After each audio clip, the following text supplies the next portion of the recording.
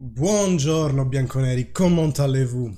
C'est enfin la fin de cette première partie de Serie A et je vous affiche justement le classement un peu pour qu'on en parle tous ensemble. La Juventus se place donc à la deuxième place avec 40 points conquis sur le terrain. Derrière le Napoli de Spalletti qui, malgré nos efforts, fait complètement un championnat à part avec 16 victoires, 2 perdus, 2 matchs nuls et une défaite. Donc c'est une très bonne moyenne du Napoli. Malgré cela, la Juventus est juste derrière, après un départ difficile, après avoir perdu la confrontation directe. Néanmoins, avec le match nul contre l'Atalanta, on se place quand même dans une bonne position par rapport à cette première moitié de Serie A. Mais c'est passé quoi? Ah, pardon Michelangelo, je suis un autre Michelangelo dans un autre univers. Comme vous voyez, chez nous tout se passe bien en fait. La Serie A est un championnat digne, est un championnat où on fait les choses bien. Donc chez nous, il n'y a pas eu les moins 15 points de pénalisation. Donc tout va bien pour nous, mais je suis vraiment désolé pour vous. Ah ouais, sympa. Mais nous sommes confrontés à la réalité des faits, qui est un classement qui nous voit à la 10e position, normal, hein, normal. Vous voyez le logo derrière là, ça fait un peu plusieurs jours qu'il se casse la gueule, et j'ai décidé de le laisser ainsi parce qu'en fait, vraiment ils veulent qu'on se casse la gueule. Hein. Bon, on va parler un peu des news quotidiennes, hein. Je vous laisse le classement ici. En attendant, abonnez-vous si c'est pas fait. Vous pouvez cliquer sur le bouton en bas de la vidéo. Vous pouvez aussi activer la cloche, comme ça dès que je sors une vidéo ou dès qu'on est en live, hein, vous serez automatiquement notifié. Et puis n'oubliez pas, c'est vos interactions avec la vidéo, les likes, les commentaires, qui font circuler plus rapidement la vidéo, donc elle sera vue par plus de monde et on va attirer de nouvelles personnes. Vous êtes déjà beaucoup à vous être inscrits dans la semaine, hein. On a eu 10 inscriptions dans la semaine. Pour moi, à mon niveau, c'est malgré tout un bon résultat. Et puis voilà, continuez comme ça, inscrivez-vous, on fait grandir la communauté et j'ai l'impression vraiment que chaque live qu'on fait, il est de plus en plus étoffé, il y a plus de monde, il y a plus de discussions. Donc on va bien, hein, on n'est pas comme la Juventus en moins 15. Alors, je vais essayer d'y aller dans l'ordre. Déjà, la première nouvelle, c'est le fait que Calvo a été nommé à un poste quand même important. Et cette décision fait suite, bien entendu, au fait que Cherubini ne peut pas exercer à 100% son métier. Donc, la société a voulu au moins, jusqu'on aura une réponse un peu plus définitive pour Cherubini, mettre quelqu'un non pas à la place de Cherubini, mais dans une position un peu différente, mais qui pourra prendre en charge le côté opérationnel, parce que néanmoins il y a un mercato. S'il y a des opportunités d'ici, il reste 7 jours hein, de mercato, on pourra éventuellement faire quelque chose. Mais mercato qui est, vous le savez autant que moi, assez pauvre en Italie en ce moment. Moi, les choses notables, c'est que le Milan a pris un deuxième gardien, mais un semi-inconnu. Le Napoli a pris Berezinski. Le Spezia, c'est de Chivio à l'Arsenal pour 25 millions pour 5 de bonus, dommage. Et puis je pense que c'est à peu près tout, hein, en fait, ce qui se passe au niveau du mercato. Donc on voit que argent en Italie, il y en a nulle part.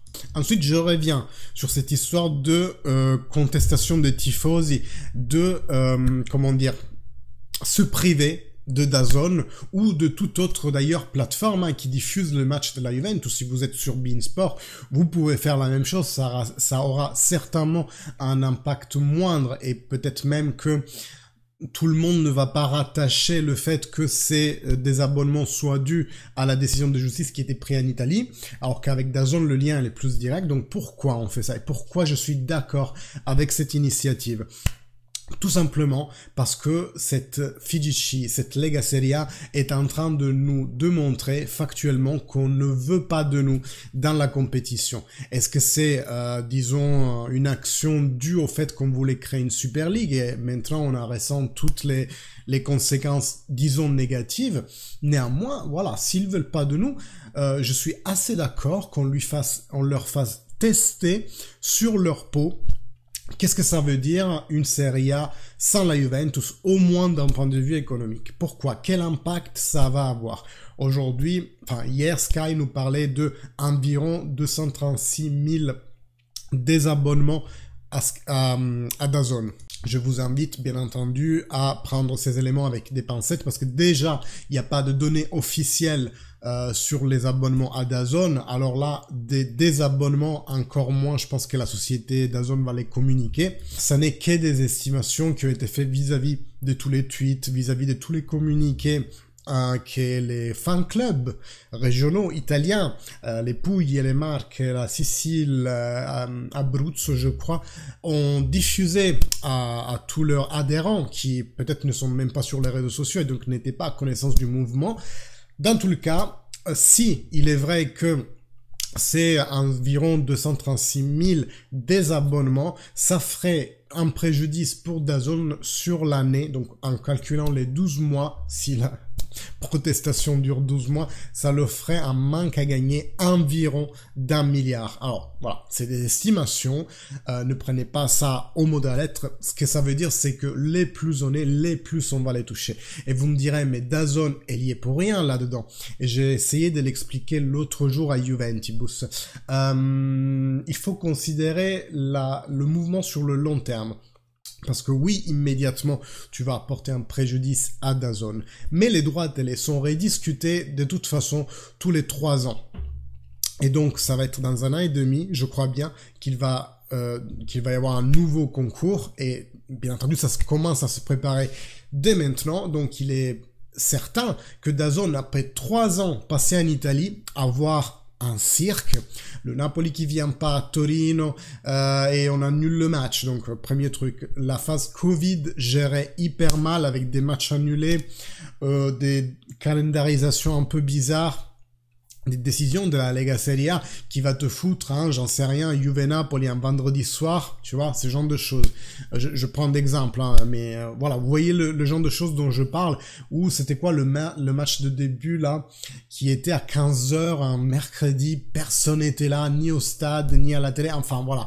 Le cafouillis dans la Figici se fait ressentir chez DAZN depuis 3 ans, et ça peut être vraiment la goutte qui fait déborder le vase. Faut ouvrir une petite parenthèse. Quand DAZN est arrivé en Italie, ils ont fait un accord économique avec TIM, Telecom Italia Mobile, qui est un des broadcasters téléphoniques les plus importants en Italie, si ça n'est le principal, comme Orange en fait en France.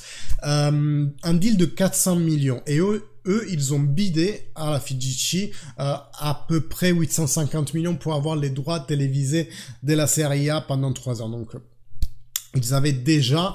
j'ai envie de dire un socle dur, la moitié de l'argent qui a été mis par TIM, Telecom Italia Mobile, sur le deal. Donc, DAZN va clairement pas faire faillite. Par contre, là, ce qu'on va finalement toucher la Figici à la fin de cette protestation, ça va être primo sur le fait que DAZN n'a pas fait un gros chèque de 850, il donne l'argent par tranche trimestrielle.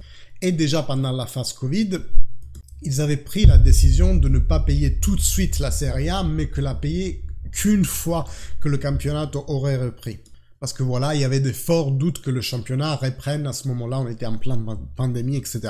Donc maintenant, DAZN pourrait faire la même chose, pourrait décider, vous avez pris une décision que nous, en tant que DAZN, on juge vraiment n'importe quoi, qui a causé la rage des tifosi, qui ont des abonnés, donc on a une perte de temps, donc on ne vous paye pas la tranche trimestrielle. C'est possible, ils ont menacé de le faire pendant la phase Covid, ça m'étonnerait pas qu'ils le reproposent aujourd'hui. Et donc déjà, on aurait DAZN de notre côté. En plus, DAZN, on va en parler juste après avec le commentaire d'Allegri sur la cravate de l'avocat Grassani. Eux aussi, DAZN, en ce moment-là aussi, ont fait quand même un coup de salaud, on va dire. Ils ont appelé le vice-directeur de la Gazette et l'avocat du Napoli dans la même émission à parler contre Allegri. Allegri, c'est normal qu'il fasse la blague sur ouais, belle cravate, bien bleu Naples, hein, sous-entendu. Et après, Grassani, quand il est allé parler à Rai 1, a changé de cravate. Donc c'était vraiment un foutage de gueule de l'avocat vers Allegri. Et Allegri a sorti une réplique en plein style avocato Agnelli, avec nonchalance. Ouais, belle cravate, machin, je te dis tout, mais je te dis rien. Bref, la parenthèse, je l'ai finalement ouverte tout de suite.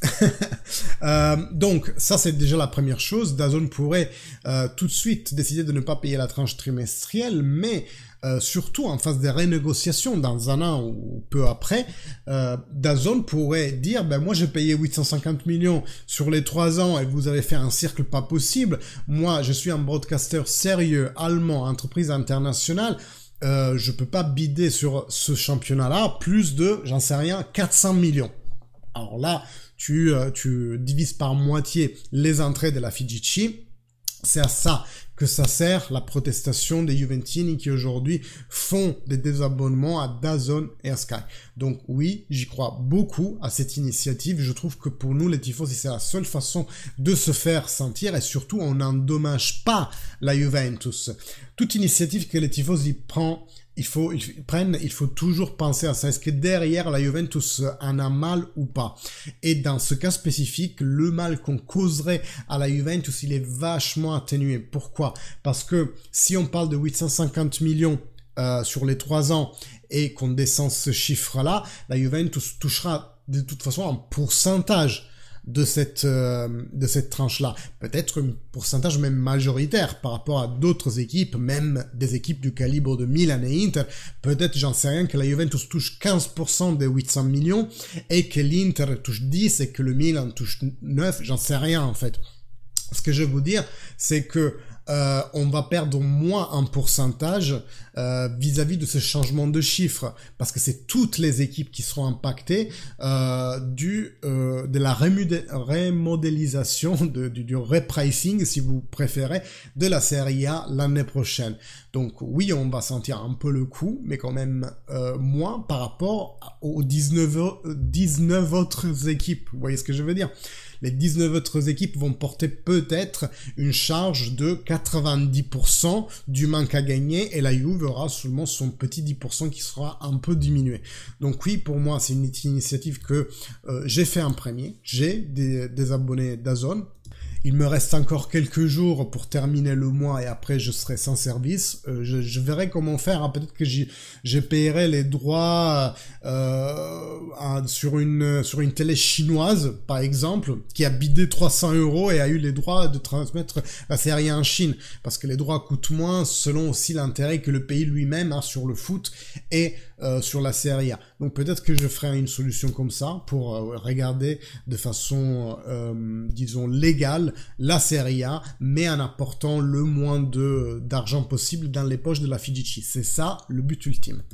Dernière chose que je voulais aborder avec vous aujourd'hui, c'est les paroles du ministre du Sport Abodi, qui a fait une déclaration qu'on soupçonne fortement, justement, être due à ces désabonnements en masse de DAZN. On soupçonne que c'est pour ça qu'il a pris la parole, mais peut-être en vrai, il l'aurait pris quand même, en disant que c'est du très sérieux, cette histoire de moins 15 points, et que la personne qui a pris cette décision devra vraiment nous convaincre du pourquoi ça a été pris.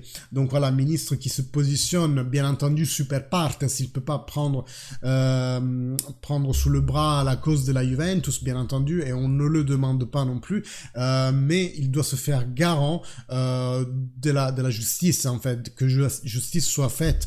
Et moi, si à la fin du discours, on me dit non, c'est moins 15 parce que vous avez fait ça, ça, ça et ça, et que les motivations apportées, c'est des vraies preuves, non pas des écoutes téléphoniques, mais des vraies preuves que la Juventus a fait ça en connaissance de cause, même sans qu'il y ait une loi spécifique, et ça c'est c'est tout un autre discours.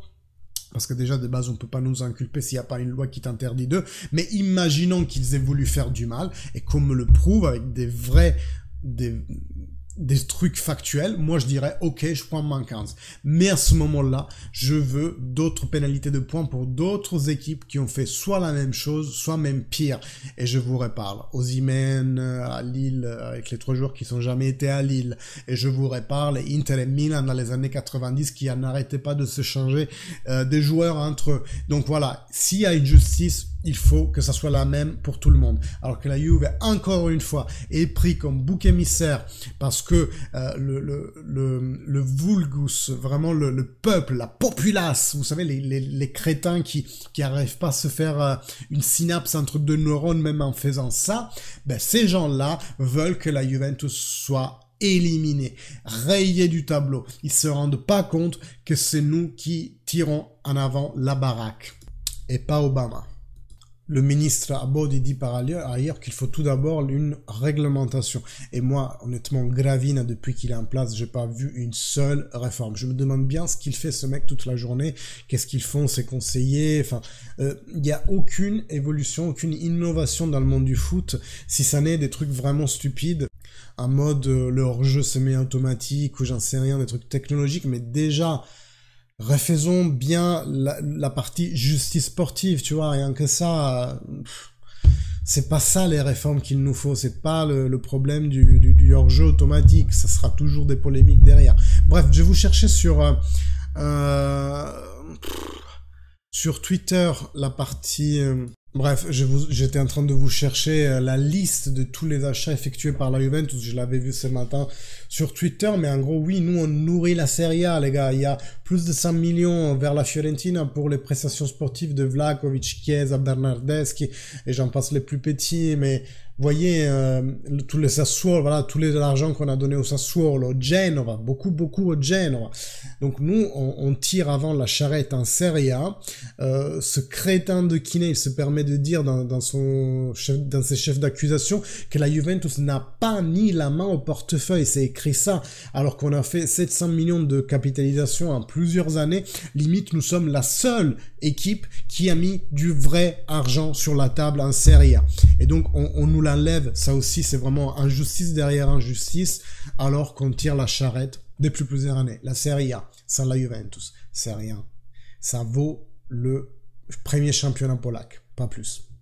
Bref, j'ai demandé à mon alter ego le bon classement. Nous, on a 40 points, les gars. Donc, plus 15 et plus 2 des points volés contre la Salernitana.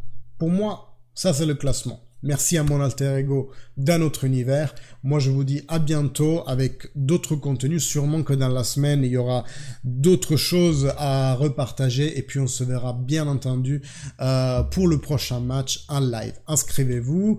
Donc, abonnez-vous, hein, soit sur YouTube, soit sur Twitch. Suivez mes réseaux sociaux que voici. Non. Que voici. Et puis, je vous dis à la fine, à la prochaine. Forza Juventus. Ciao.